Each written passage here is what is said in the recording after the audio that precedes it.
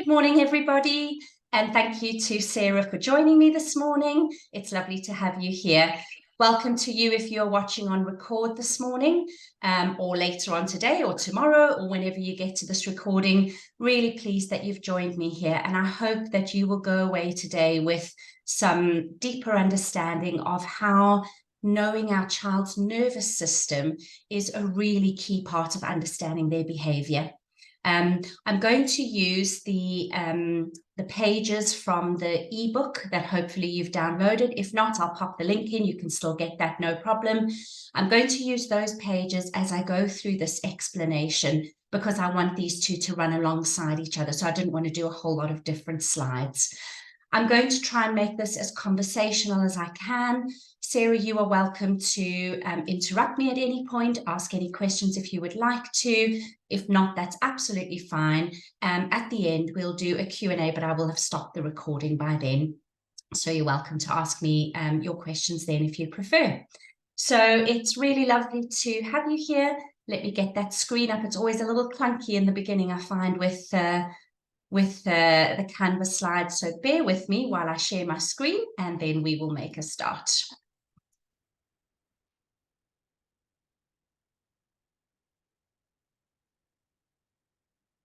There we go. Okay, hopefully you are seeing my screen. That's the screen that's the page that was at the beginning of your ebook. We are looking to better understand our child or teen's behavior by observing what is going on for them and by understanding what is happening in their nervous system, their brain and their nervous system. We can't separate the two. I'm going to try, what I've tried to do here is put it into simple language, pictures, because that's how I understand it best. It's always helpful if I can think of a picture rather than trying to get the language. So that's what I've done. My hope is as well is that if your child is open to it, you may be able to share this with them, because I think that helping our child to understand themselves, to understand their behavior, to understand our behavior is really helpful. And this is really all about being human. Having a nervous system, a brain and a nervous system is the common denominator for all of us, whether we're an adult, a child, neurotypical, ADHD, autistic, whatever it is, we have that brain and nervous system. And there are certain elements of that. Yes, we may have a differently wired brain, but there are certain elements of our nervous system that are there for all of us. Pardon me. And I think if we can understand those, it helps us to have that different perspective on our child's behavior. And at the end of the day, we need to remember that we are a nervous system as well. So when we feel that anger or that upset coming up when our child is behaving in a certain way, we're going to show ourselves some compassion for that, because our nervous system is responding to that trigger. We are seeing that as a threat. So I want to approach this whole exploration with lots of self-compassion. No guilt, no judgment. We are human beings. Our children are human beings, and it's looking at it from that point of view. So let's talk about behavior as a communication, an indication of what's going on in our nervous system, rather than something that we can always fully control or decide how we're going to behave. Let's think of it as more of an automatic response for many of our children and an indication of what's going on in their nervous system. Your child and teen's brain and nervous system is always working hard to survive, to ensure safety and survival. That is, at the end of the day, what our brain wants more than anything, more than the fact that we're happy, content, fulfilled, anything like that. To be honest, that safety is really the first rung on the ladder. We have to feel safe in order to be able to even fulfill our basic needs. You may have heard of Maslow's hierarchy of needs. He put food, water, shelter, and those things at the bottom of the pyramid. There's a lot of thinking now that safety should actually be at the bottom of that pyramid, even before that food and water. And we clearly know that sometimes people are unable to eat if they're not feeling safe in an environment. So really understanding the hugely important place that safety has, and we literally can't do anything else without it.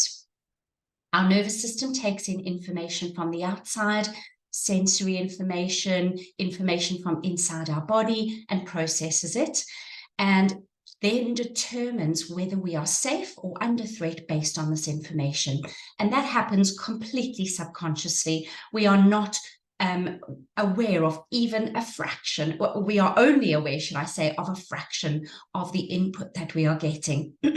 Pardon me, I've had a cold and my voice is deciding to play up this morning. I've got my water ready.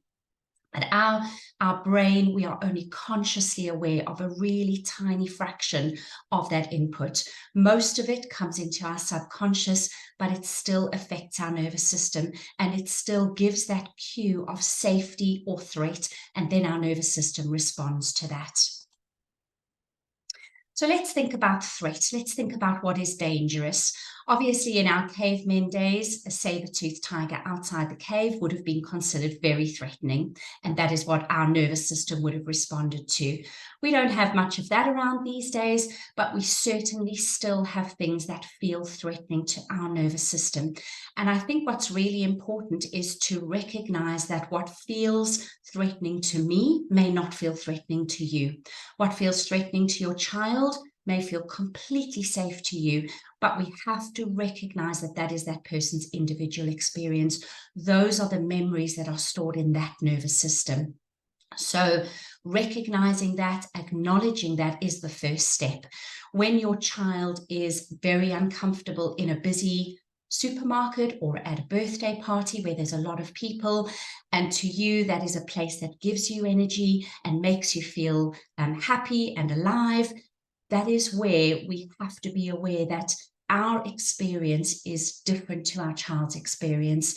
Their brain and nervous system is processing that differently to ours. So acknowledging that, first of all, is really important, and validating that experience and enabling that person to have that feeling and not dismiss it. I think that's the first step that we have to take. So let's think about some parts of the brain and the nervous system in a way that hopefully will be easy for you to remember. And like I say, I put this into pictures because that's easy for me to remember. I'm a very visual learner.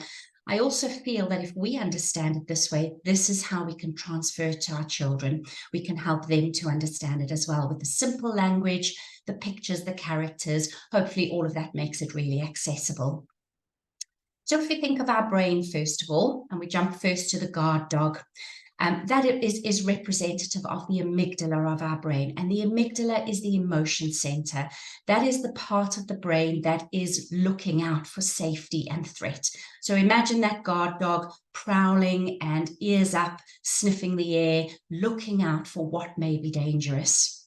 On the other side, we've got the wise owl, and the wise owl represents our prefrontal cortex. So this part of the brain just behind our eyes where we do our higher level thinking. So that's things like organization, planning, emotion regulation, all of those executive function skills which take many years to develop. We know that our prefrontal cortex is only fully developed at the age of 25, and maybe even a few years later for those neurodivergent brains.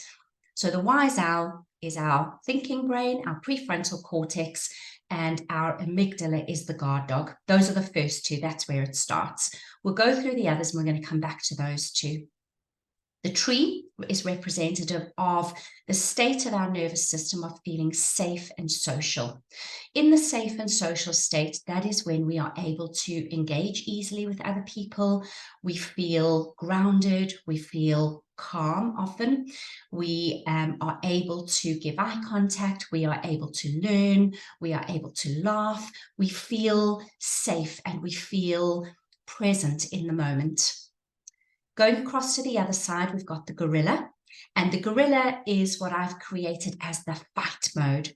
So that is the response of our nervous system. Remember, these are stress responses. They are automatic responses. This is the stress response where you will see that fight come out. So let's think back to the caveman in the tiger with the saber-toothed tiger. This is when the caveman will fight the tiger. So there is a huge rush of adrenaline. Muscles are tense, eyes are wide. You are doing everything to fight off that danger. Thinking to present day, when we don't have the saber-toothed tiger, but we have a place that feels threatening, an environment that feels unsafe, and you see shouting, throwing, kicking, huge aggression. That is the fight response coming out in our child. If we go down to the rabbit is representative of the flight response. So this is when we flee. This is when the caveman would have decided, or his nervous system would have decided, he's not strong enough to fight off that saber-toothed tiger. He needs to get out of there. And this is that escape, that running away, that avoiding, that hiding. This is when your child wants to get away from that uncomfortable situation. So going back to the supermarket, they can't be in that noise with the bright lights, lots of people. I'm running away. I'm getting out of this situation. And the last one we have there is the freeze response, represented by the tortoise. So this for me is the shutdown response. You know, when the tortoise goes into its shell, wants to get away, a little bit like the escape and a little bit like the flight, but much more shut down, much less activated in the nervous system. I'm going to hide, I'm disengaged, I'm lethargic, I'm conserving my energy, not going to talk to anybody, I'm not even going to look at anybody. This is that complete shutdown response. So the gorilla and the rabbit are the activated energy. It's movement, it's doing something. The tortoise is much more of that deactivation, that shutdown, conserving energy. And this would be when the caveman realizes that he can't fight the tiger, he can't run away from the tiger because he's not fast enough, he's going to play dead. And we see this in a lot of mammals. Think of the cat and mouse. If the mouse realizes that it definitely can't fight the cat, it's not fast enough to get away, it plays dead. And its whole system shuts down. Heart rate slows down, it closes its eyes, it looks like it's dead. And that is what that shutdown response is. That is what that freeze is all about. I wanted to give another representation of it just to explain it in a way that may resonate more with you. So exactly the same things, but showing it with the brain. We've got that guard dog, that amygdala. Our amygdala is deep in our brain, a tiny little area, but that is the threat detector. That is the guard dog constantly looking out for that threat. Wise owl at the front of the brain, prefrontal cortex, the thinking brain. The tree, the safe and social. These parts of the nervous system are deep down at the base of the brain. So the tree, safe and social, relaxed, engaged, able to take part, able to learn when our nervous system is in that state. And then we've got the fight, the flight, and the freeze, the gorilla, the rabbit, and the tortoise. Gorilla, fighting, giving it everything you've got to fight off that danger. When your child has that huge emotional outburst, and they may be completely inconsolable, crying, shouting, hitting, slamming doors, swearing, anything to fight off that danger, very activated. The flight response, still activated, but getting away from that danger, hiding in the bathroom, under the table, anything to get away from what feels unsafe.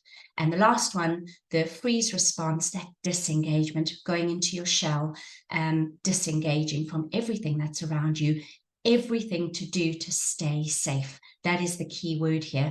This is our nervous system trying to find that feeling of safety, trying to survive and get away from the threat. A little bit more about that safe and social state. And I've done this in a way where this is how I came to well, you'll know that my whole branding, if you know anything about me, is to do with trees because I love trees.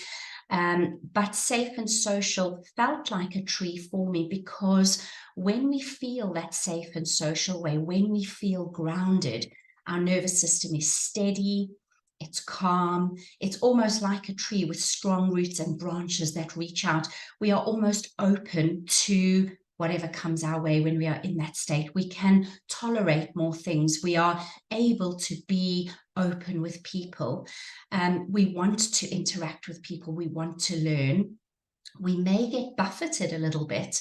Our nervous system may move into a fight response or a flight response. And please understand that those are not bad responses. That is completely the way that we have survived. We need to be able to fight things off. We need to be able to get away from danger. You know, our nervous system has to be able to respond in that way. It is when we are responding to triggers that are not necessarily dangerous, or we become stuck in that mode of we are constantly in fight or flight, or we are constantly in freeze. That is when it becomes a dysregulated nervous system. A regulated nervous system is not one that is always calm. That is completely, you know, we're never going to achieve that. As a parent, as a child, we can't stay calm all the time. Our nervous system has to fluctuate and go between the states, but we want to be able to come back to safe and social and not be stuck in those other states. And I put the tree as well meant that when we feel that safe and social way, the wise owl can sit happily in the branches and we are able to make those choices. We can think logically. We can make choices and make decisions from that grounded place. You will know from a time that you've been highly activated, it's almost as though that thinking goes offline. You can't make those decisions. Sometimes you can't process language properly. And that is why when your child is in that state of high arousal and they're not able to be calm, you know, talking to them, reasoning with them, questioning them, all of it is going over the top of their head and in fact making that situation worse. So I always advise in those situations, the less language you can use, the better. Let's have a little bit more of a look at those two parts of the brain. The guard dog, the amygdala, the emotion center, looking out for danger, prowling around, ears up, sniffing the air, keeping us safe. That is its primary function. When the guard dog feels threatened, it will growl, it will bark, it will alert the nervous system. Obviously, hypothetically, but that is a way that we can think about it, where that guard dog will alert our nervous system that things don't feel safe. And that is when our wise owl, the prefrontal cortex, which helps them to plan, make choices, think clearly, that is when the wise owl doesn't stick around. And what happens is when the guard dog is calm, the wise owl sits happily in the branches of the tree, our nervous system feels grounded. And when that guard dog begins to bark and signals that it feels threatened, the wise owl flies away and we can't think clearly and we can't answer questions and we can't make good decisions because our thinking brain effectively has gone offline. So we will not be able to think as clearly as normal. When our nervous system comes back to that safe and social state, when the guard dog has settled down and things are back to normal, our thinking brain comes back online and we can think clearly again. And that is when sometimes we go, oh, how could I have said that? How could I have behaved in that way? You know, what made me do that? I'm sure we've all had moments of that. That is because emotion was in charge, literally an amygdala hijack. Emotion took over and logical thinking went out of the window. So when the guard dog barks and growls, the nervous system becomes dysregulated and makes changes in our child's bodies in a split second in order to stay safe. It is not conscious. It is not a decision they are making. It is not thought out behavior. It is an automatic response and they go into that fight, flight or freeze. It is not something that they choose. That is their nervous system responding to the environment. And it can happen, like I say, it does happen in milliseconds where all of those responses in our body are made through that threat signal. So we talked about seeing the fight response, the gorilla, anything to fight off that danger. What you may see in your child is tense muscles, fists, Activation, definitely jumping up, being very orientated to movement, wide eyes. You may see a lot of tension in their face. This is everything that the body is doing to get ready for that fight. Interestingly, in these moments, not only does our logical thinking go offline, but things like digestion stop, because our body recognizes in that moment that that is not an essential element.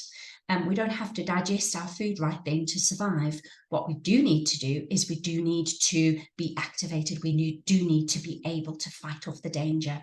So in those moments, you may see that those kind of responses from your child: hitting, kicking, swearing often.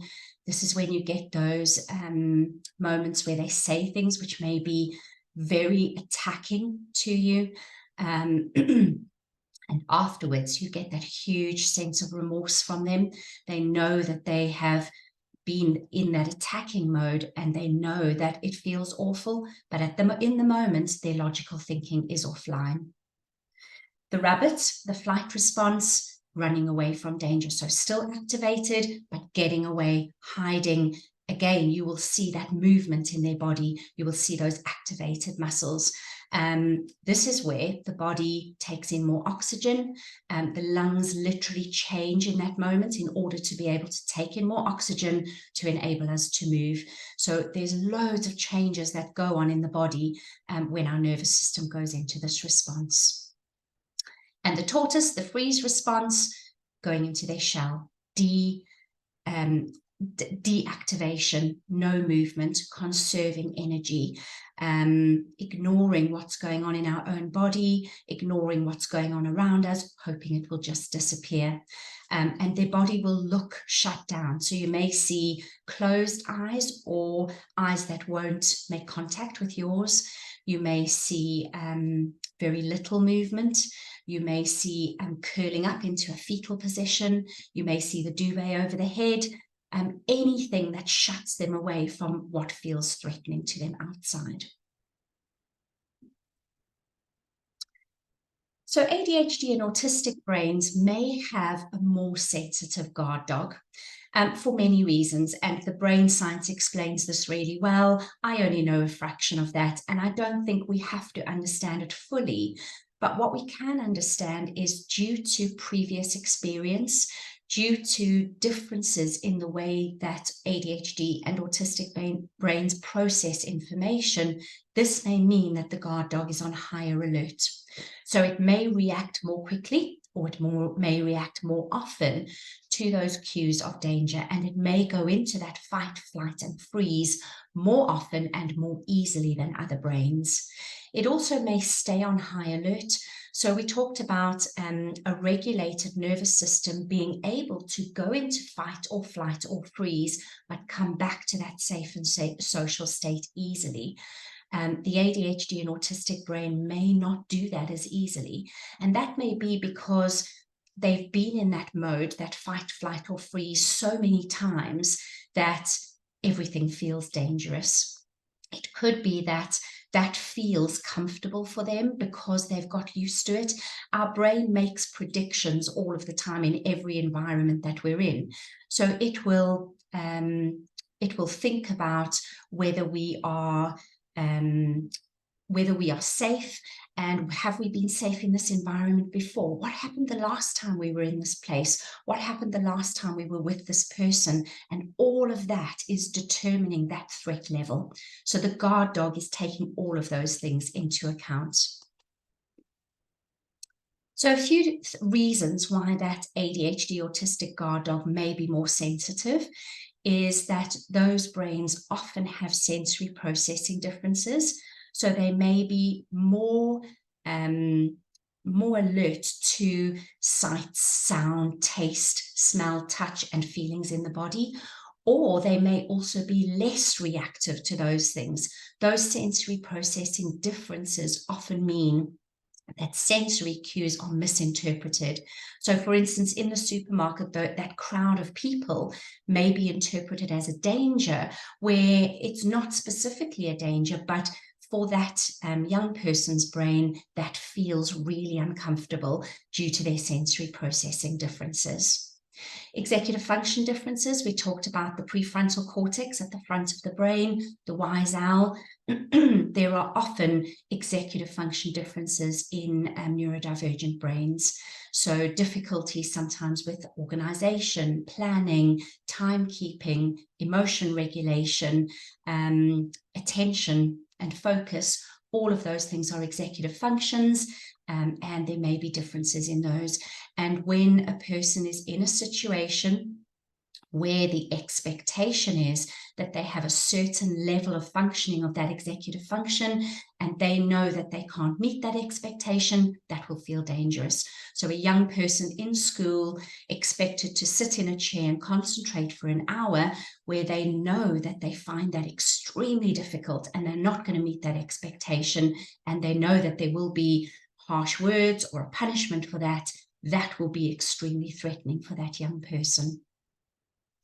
Social and communication differences could be a factor as well. So processing speed, ways of interacting, again, to do with expectations. You know, so many of our, and I would say probably all of our environments are determined according to neurotypical kind of standards.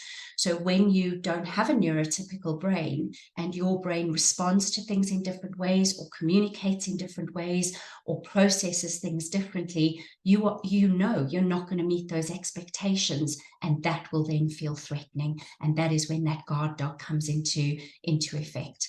So often we see, you know, young people in school who may go into that fight response, or they may try to get away and hide somewhere so that they're escaping that situation that feels dangerous. Or we can see that freeze response where they go into their shell, they don't ask questions, they don't talk to many people, they don't rock the boat at all. And the whole idea, I haven't brought that in here, but it's recognized that the fawn response is very much that kind of people pleasing, that please and appease kind of thing. Let's just keep everything as it is. Don't want any conflict. Don't want anybody noticing that I'm not managing here. So that fawning comes into it a lot. I've talked about that on various other webinars, and I will do again. But for this one, I wanted to just kind of stick to the fight, flight, and freeze responses. So now that we understand a little bit more, now that we know what's going on in the nervous system, and also just a quick mention here, understand what's going on in your nervous system as well. So you will go into that fight or flight response. You may go into that freeze response when your child shows certain kinds of behaviors. And like I said before, we're bringing lots of compassion to this. We've all done it. We've all been that parent where we just get to the end of our tether and maybe we shout, or we punish, or we threaten, or we've been that parent that disengages and kind of disassociates with what's going on because we are trying to keep ourselves safe. Please understand that you are a nervous system too, and give yourself compassion for that. And I think understanding more about it helps us then to regulate our own nervous system a little bit more, to do things to kind of give ourselves energy and balance, because when we have more regulation, then we're more able to be there for our child in their moments of distress. If we are more in that safe and social zone, we can be more open, we can tolerate more of that behavior, we can think more clearly in those moments. Wise owl isn't flying away, and we're able to make those choices and make those decisions about what we're going to do in that situation. We can think logically, we don't react in that way, which is just kind of, right, that's it. And punishment comes in. And we know that when we do that, you know, we are left with that awful feeling of remorse.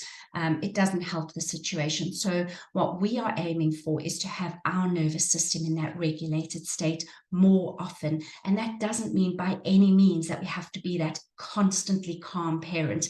It's never going to happen. If we expect that and we try to do that, we're setting ourselves up for failure. We have to recognize that our nervous system will go into fight, flight, and freeze at times. And it has to. Our nervous system is constantly moving around, but we have to be able to come back to that safe and social state. So ways that we are able to help our young person to soothe that guard dog in their brain. And we do it by having our calm nervous system with their dysregulated nervous system. We can, and obviously these apply to yourselves as well, you are able to use these techniques to calm your nervous system. Deep breathing is a great one. The breath really connects straight to the nervous system. Making the out breath slightly longer than the in breath is a good one. Rhythm is really good. So drumming or tapping, even tapping on our body, you know, any kind of tapping that you can do which feels good to you. That's the important thing. If tapping on your body feels really uncomfortable, don't do it. Do what works for your nervous system and help your young person to do what works for them as well. But if they are dysregulated and you can get them to beat on a drum or walk around the garden or march, anything like that that's using that rhythmical kind of movement, that is really good. Music is a great one. And it doesn't have to be calm classical music. Sometimes, you know, that high energy, very kind of, what am I trying to say, emotional music is what can work for some people to get them back to that safe and social state. Any kind of movement is good, you know, so especially when we're in that freeze mode and we don't want to move. Any kind of gentle movement that we can get us back to safe and social. Even when we're in that highly activated state, it may be that jumping on the trampoline or doing some stretches or rolling on a ball or something like that will be the movement that will work for your child. There's no one size fits all for this. It is very much trial and error. So it's working out which of these things would suit my child, which of these things feels good, and which of these things helps. And it really is a process of just kind of eliminating the things that don't and keeping the things that do. I've come around that way because connection really, that is the thing that our nervous system craves most of all. We are mammals. We are designed to be with other people. And so in those moments of dysregulation, the thing that calms our nervous system most of all is connecting with another safe nervous system. So what we aim to do is we aim to be that safe nervous system for our young person. And we aim to not necessarily fix the problem all the time, not necessarily, you know, make it all better for them every time. We aim to just be there and help them to feel safe. And we have things called mirror neurons. They have mirror neurons, so do we. Our nervous systems communicate with each other. So we will see certain facial movements, certain eye movements. We'll see certain things around the jaw. We'll hear a certain tone of voice. And that will be cues of safety to our nervous system. So things like, just as an example, you know, the melodic voice that we often use with babies or puppies, where our voice kind of goes up and down. That is recognized as a particular kind of language. It's called parentese, and it's recognized as being very soothing for the nervous system. So when we can talk in that way, and obviously this is very age specific. I don't think a 15 or 16-year-old boy is going to respond very well to that kind of tone of voice. But when we can find something that is soothing for that person and lessening the language, just giving that tone of voice, just giving that safe, supportive space, that is the best way that we can soothe their guard dog. The fixing of the problem, the teaching of the lesson, the remedying of whatever it is, that can come later. But in that moment, all they need is cues of safety, and that comes from our nervous system. And that is why it's so important for us to be in that safe and social state as much as possible, so that we are able to provide that safe space for them. So just to finish off, I love this quote, and to be honest, I couldn't find where it came from, so I can't credit somebody with it. But I've seen it in many places, but as much as I looked, I couldn't find where it came from. But basically it says that your child is not giving you a hard time, they are having a hard time.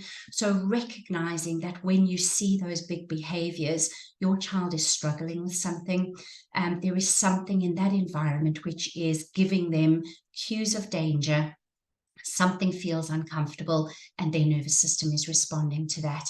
And when we are able to look, pardon me, beyond that behavior, when we can look for what is causing that discomfort, what is making them feel threatened, then we are able to go beneath the behavior, meet the need, and hopefully save them from that behavior. Because those big behaviors, those, that fight and flight and freeze, getting stuck in those is not what we want for our young person. We want their nervous system to be regulated, to go into those states when necessary, but not to go into them when there is not a real danger around. We want them to feel safer in those environments. So if we can see the need beneath the behavior, we can hopefully meet that need, and then there isn't the need for that behavior.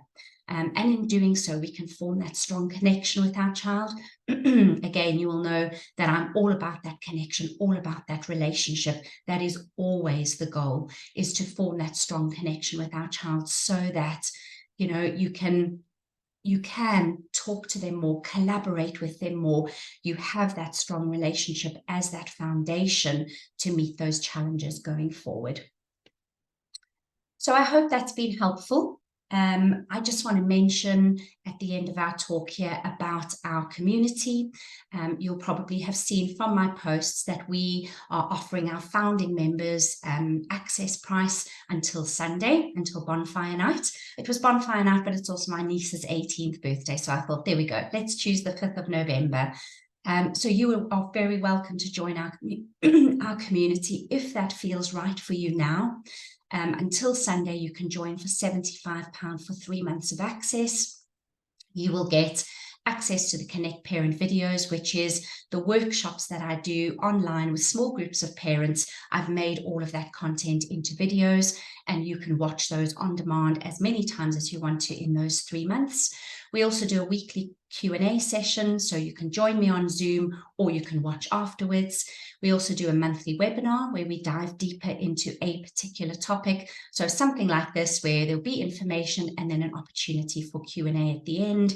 And you can be part of our Facebook group as well and interact with me as well as with other parents if that works for you. And this is very much do what works for you. I hope that the information in this webinar has been helpful to you, and that may be what you need for now, and that's great. I hope that that has helped you and helped your family in some way. If you feel like you'd like more support now, then you're very welcome to join our community. If you don't join by Sunday, then obviously you're still welcome to join, but obviously then the price will have gone up to £125 for the 3 months. So, but do what works for your family, do what feels best for you right now. And I wish you well. Thank you for joining me today. I'm going to stop the recording now, but it's been great to connect with you here. Any questions, please feel free to jump in the group and ask them. I'm always happy to interact, and answer your questions. But thank you for joining me today. Take care. Bye for now.